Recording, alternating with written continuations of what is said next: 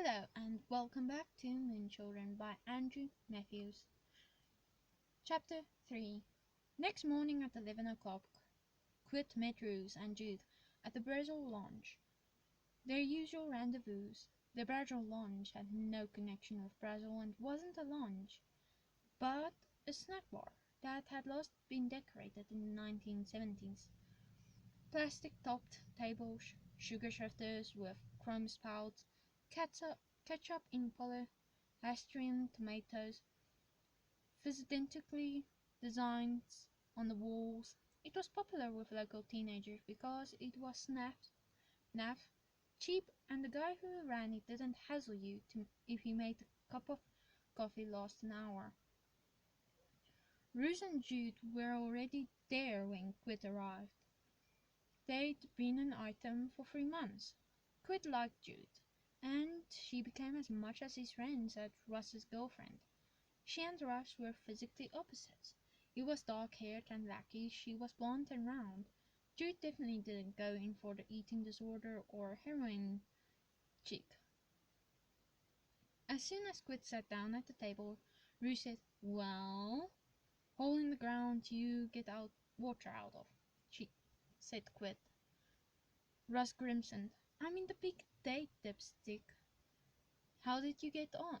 "I didn't. Jenny was bored, I was pathetic, and she doesn't want to go out with me again."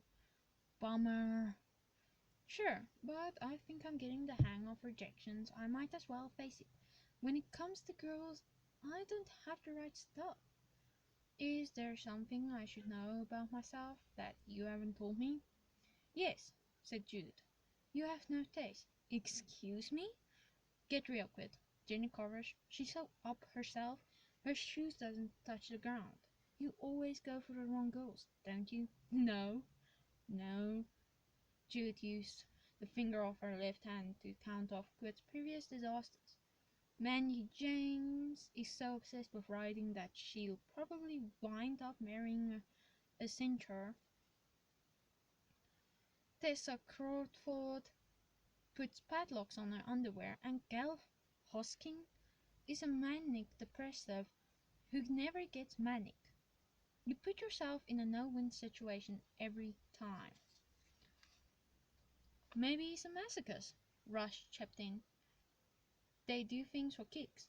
Did you hear about the masochist who—" "Not now, Rush," said Jude. "Come to think of it, not ever." Quid was puzzled. "Hang on, Jude. Are you saying that I deliberately chose girls I didn't stand a chance with?" He said. "Yes." "Who would Why would I do that?" "Because if it works out with someone, you wouldn't know what to do. You enjoy the hunt, but you don't like going in for the kill. So what should I do? Quit chasing. The girl you are after is out there somewhere. But if you go looking, you're not going to find her. Let her come to you." "Like, do nothing?" "Right. Isn't that a bit passive? Girls expect boys to make the first move, don't they?" "Wish up, Quid. The rule book was trash last century. Some girls like the old-fashioned approach," Quid said defensively. "True, and they're exactly the kind of girl you should steer clear of."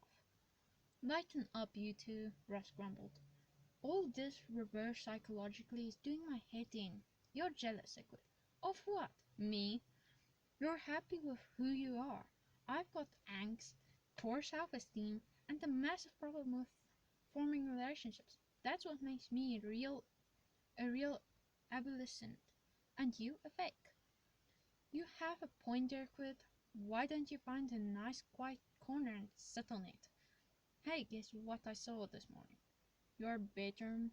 "No, a fridge." "Quid, did I interrupt your counseling session with Jude?" "Yes."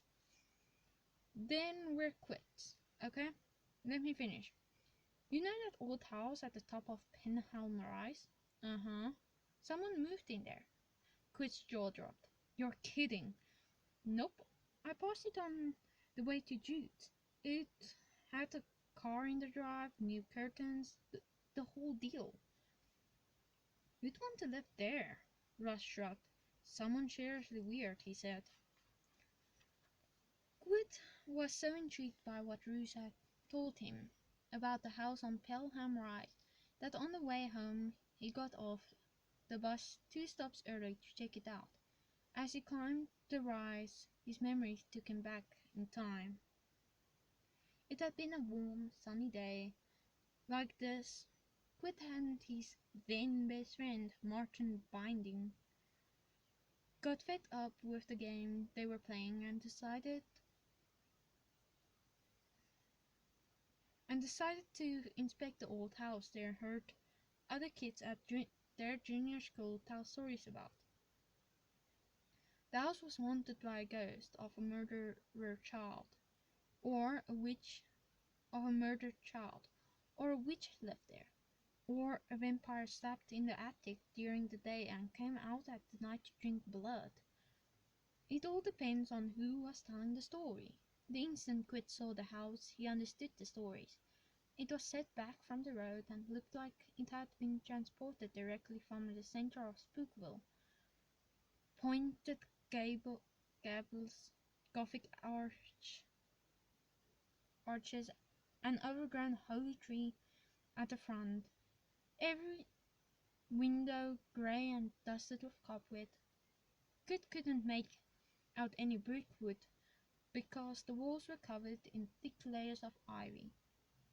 Even in bright sunshine, the place was dark, as though it sucked in the light from the air around it.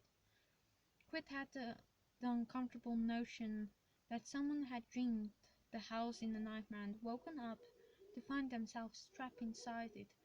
He could almost hear their screams. That was the moment that Martin dared Quid to knock on the front door.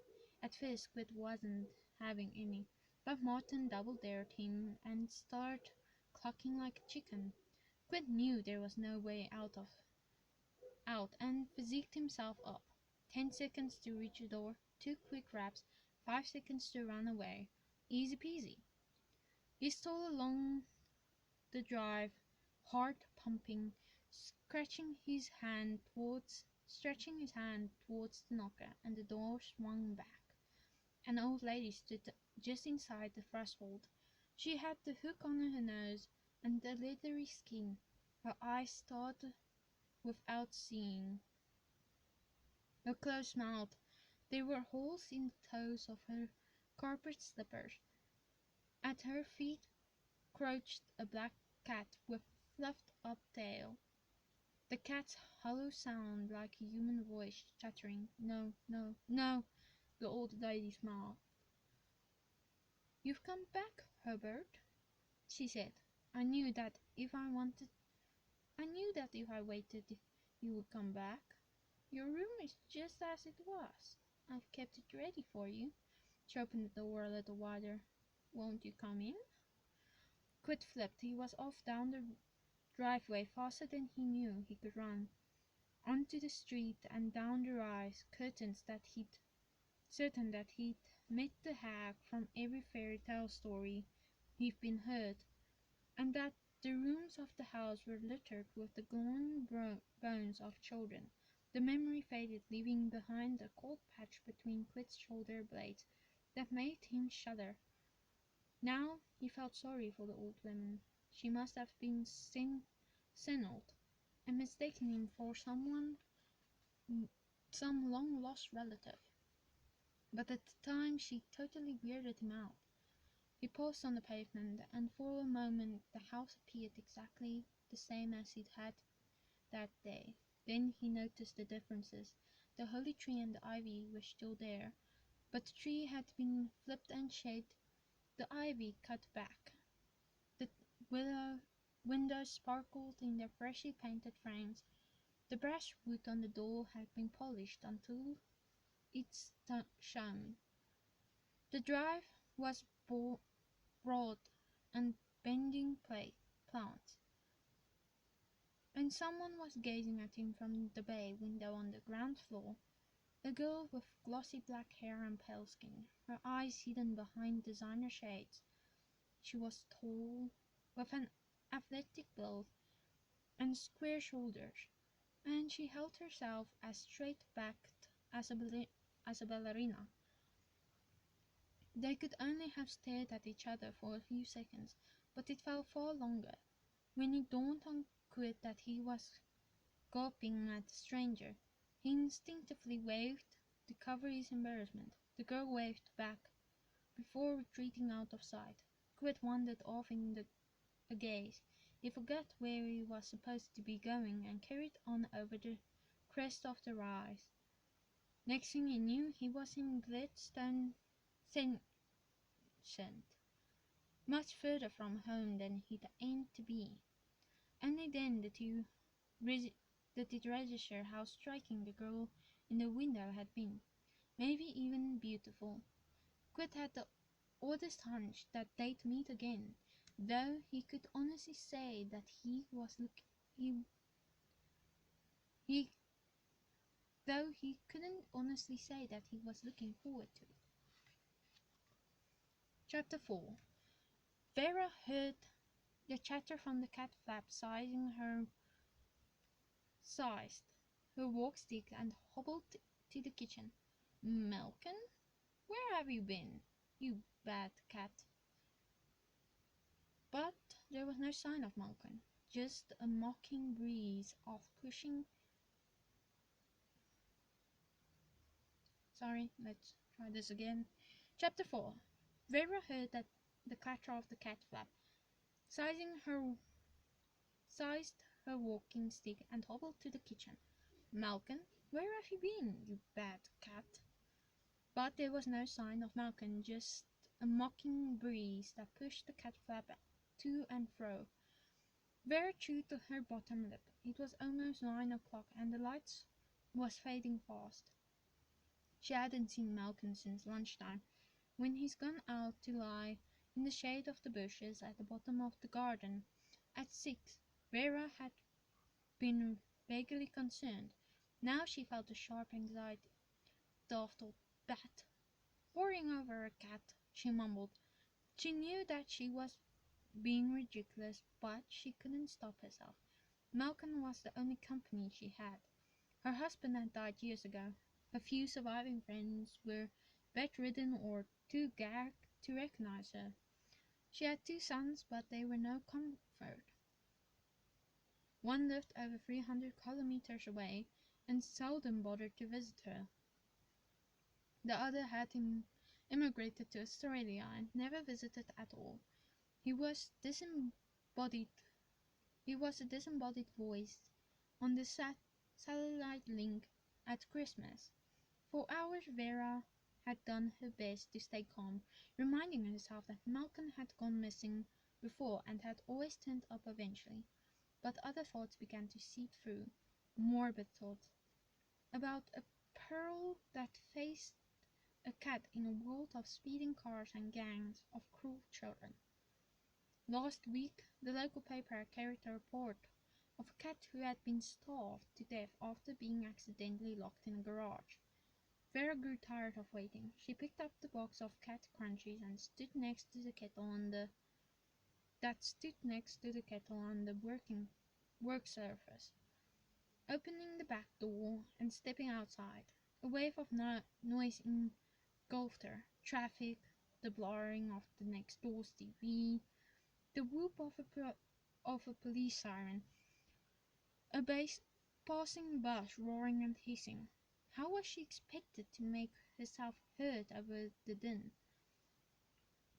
Versa made her way down the path to the relative quiet of the garden. She rustled the box of crunches. Malkin, puss, puss, puss, Malkin. Vera ventured further into the dark. Malkin. If any of the neighbors saw her, they'd think that her mind had gone. But Vera didn't care. She propped the ground with the point of her stick, searching for the edge of the lawn. Her night vision had almost completely gone, but it would be easy for her to miss her footing and break her leg or hip. An old person's life was as full of danger as a cat's. Sounds came from the bushes. Versa heard an eating, whimpering, and crunching. An animal was feeding in the dark, in the blackness. Feeding on what? Had Malcolm caught the mice? Puss, puss, puss. The sound of feeding stopped. A pair of eyes gleamed at Versa like green mirrors. Malcolm? A rustling snarl sent a jolt of pain through Versa's chest. Something erupted out of the bushes in the shower of fallen leaves. A figure cleared the garden fence in a single leap. Versa glanced across fur, a red tongue, and curved fangs. The pain in her chest increased, making it hard for her to breathe. Her legs buckled, and she fell backwards, landing on the grass in the seat position. "A dog?" she whispered. "A stray dog?"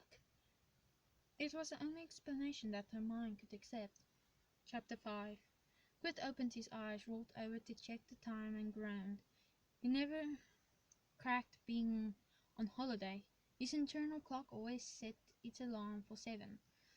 Like every day was a school day, and once he was awake, he couldn't get back to sleep. There were two choices: lay around thinking about Ginny and making himself miserable, or get his butt to gear and go and do something useful. No consent. Quid slid out of bed, showered, dressed, and went downstairs. He put out plates and cutleries on the breakfast bar, added a pot of low-fat spread and a selection of jams, brewed a pot of fresh coffee, and waited until he heard Mom's footsteps on the stairs before he slotted 2 slices of bread into the toaster. Mom came into the kitchen and blinked. "What's this in aid of?" she asked. "I'm spoiling you," said Quid. "Enjoy it while the mood lasts." Mom poured herself a mug of coffee, sipped it, and shot Quid a shrewing glance. "Still hurting?" she said. "A bit. You ought to do something to take your mind off it." "Fat chance. Any plans for today?" "Zip. Meeting Russ?" Quid shook his head. Russ and Jude was taking a day trip to London. "Don't you want to go with them?" Quid shrugged. He didn't let on that he couldn't afford it, because it would sound as though he was complaining about his allowance. "Nah," he said. "I hang out with them too much, as it is. I thought they could use the space. You know, like do two's company." "So, what are you going to do with yourself?" "Dust, hover, put a load of washing out to dry." "You're a treasure." "Then I might lie on the back lawn and work on my tan." Mom frowned. "Don't spend more than a half an hour in the sun," she warned. "The latest research show. Don't stress. A melanoma is high on my list of things not to get. Be careful." "Me?" said Quid. "I'm always careful." The chores were over by 11, and so was the sunshine, vanished behind the solid bank of grey-white clouds. Quid wished that it would rain.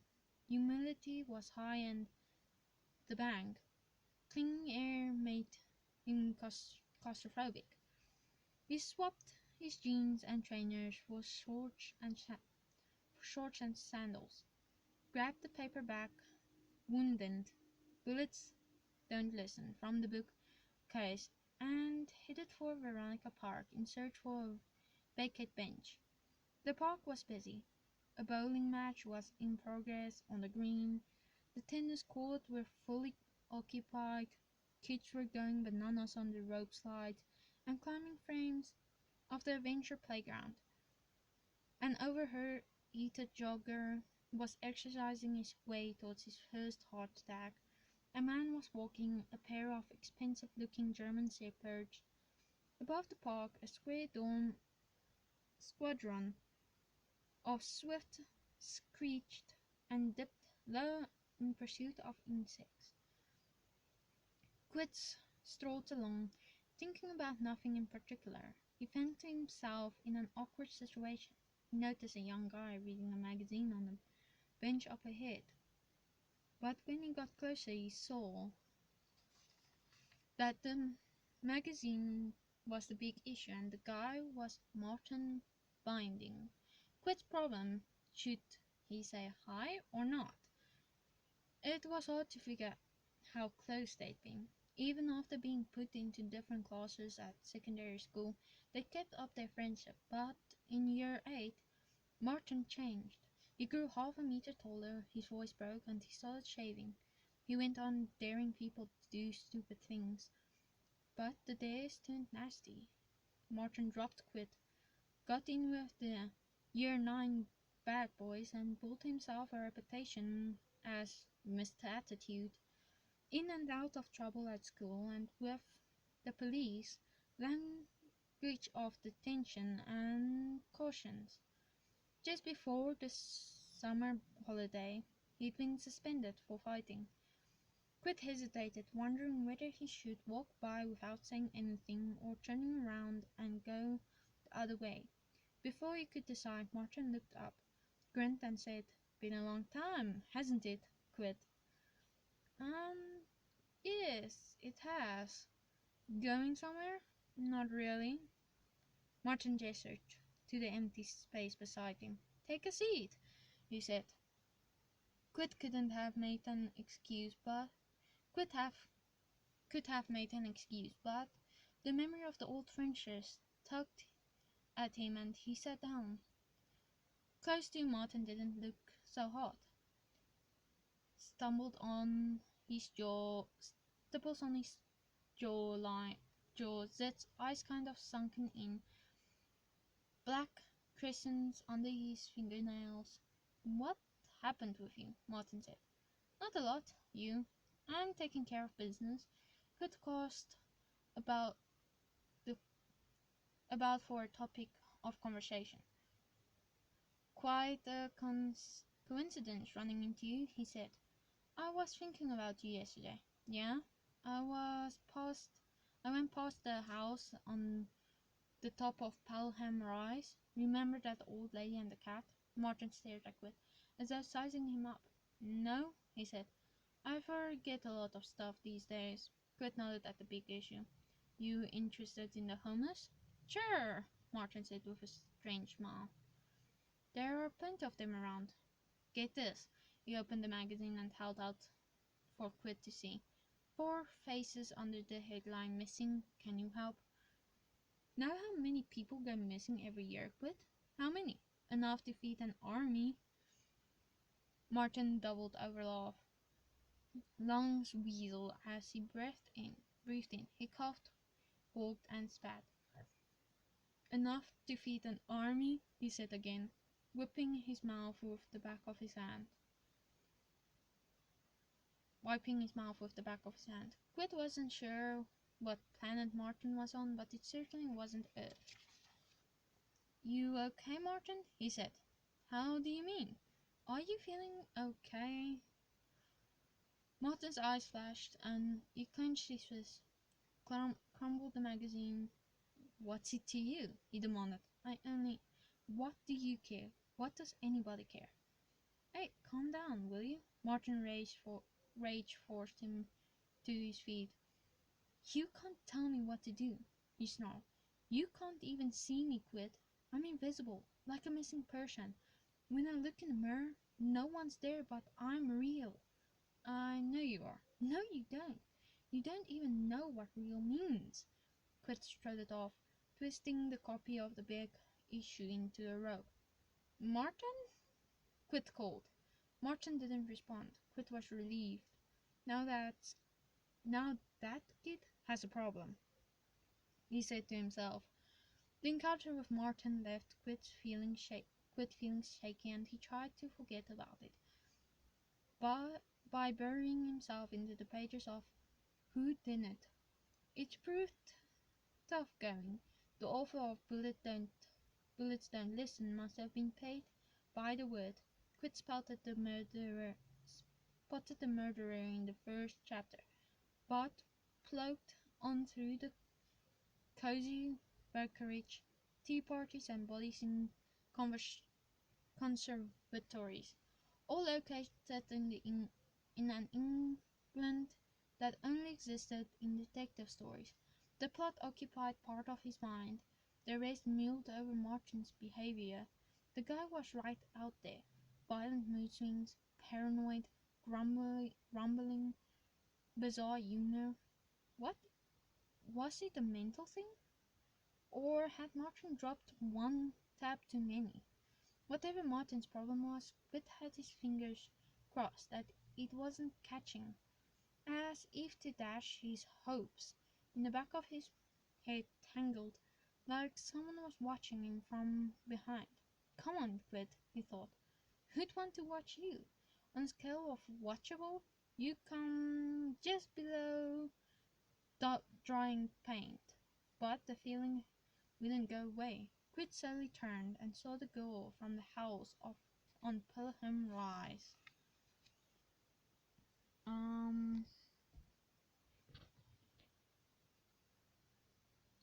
Okay, we'll continue next time.